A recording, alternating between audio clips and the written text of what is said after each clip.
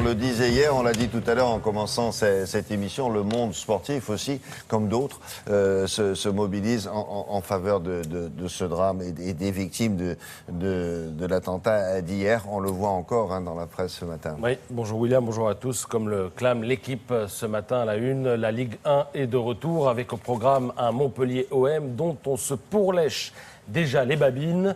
D'où ce dessin de Foro où l'on surprend Bielsa, l'entraîneur marseillais, en pleine causerie d'avant-match. Alors allons-y, il peaufine la tactique devant ses joueurs et la consigne tient en une formule. Charlie, tu prends Charlie au marquage. Et tout le monde de répondre OK. Chacun en aura déduit que nous sommes tous Charlie, plus que jamais. 66 millions de Charlie, titre même l'Alsace. Les Corses, les Marseillais sont Charlie. Les Pyrénéens, les Lorrains, les Nordistes, eux aussi sont Charlie.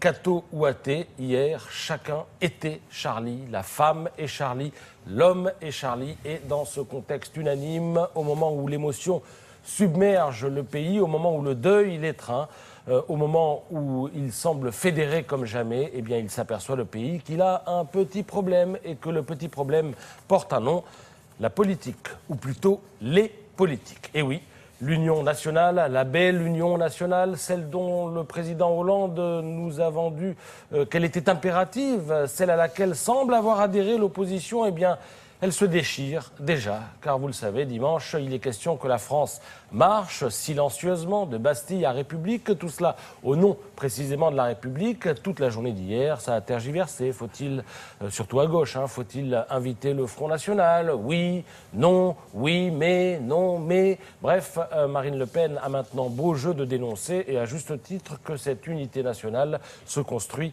sans elle.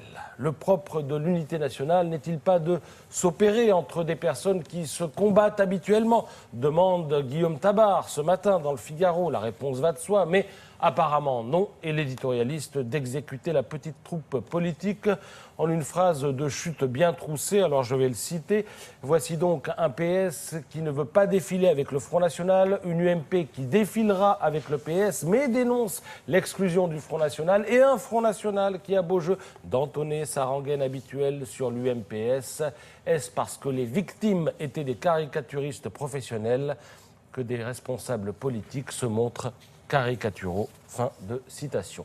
Alors avant même d'avoir commencé, cette manif semble être une victoire pour Marine Le Pen. Dans l'opinion, vous lirez ce commentaire anonyme d'une personnalité de gauche. Marine Le Pen est en train de gagner, on est tombé dans le piège, alors que l'inclure d'emblée dans la manif l'aurait empêché de se distinguer. Tandis que là maintenant, eh bien, la boulevard devant elle. D'ailleurs, elle annonce ceci: pas question de perdre une once de liberté de parole au motif de cette union nationale. Il est vrai que son mouvement pèse 25% de l'électorat français. Alors les Échos avaient senti venir le truc. Ils titrent ce matin face au terrorisme, le défi de l'unité nationale. Autant dire qu'il y a encore du boulot. Alors on pourrait sourire de tout ça si le contexte n'était pas aussi tragique, mais on va quand même sourire. Esprit Charlie, nous sommes tous Charlie.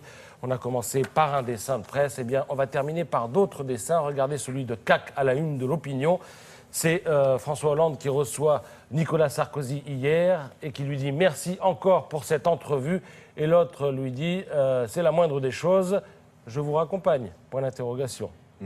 Vous avez aussi le dessin de Willem dans Libération. Espace de commentaires. Voilà, vous voyez, sur la petite pendule qui est notre emblème à nous, elle est Charlie aussi ce matin. Merci beaucoup, Patrice. À tout à l'heure.